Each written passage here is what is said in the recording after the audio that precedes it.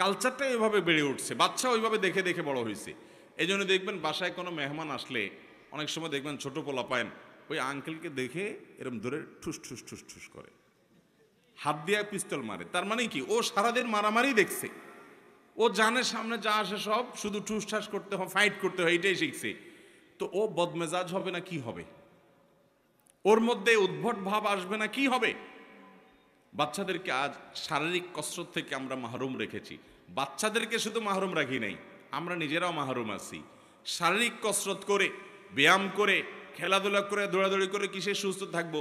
কোন দেশের কোন খেলোয়াড়রা কোথায় খেলে আর ভূতের মতো রাত 2টা বা 2টা তাকায় থাকেন আপনি। সে খেলে গোল দেয়, আপনি এখানে লাফ দিয়ে উঠেন। সে খেলে হেরে যায়, আপনি এখানে চোখের পানি ফেলেন। ভাই, পাগলামিরও তো একটা সীমা থাকা উচিত।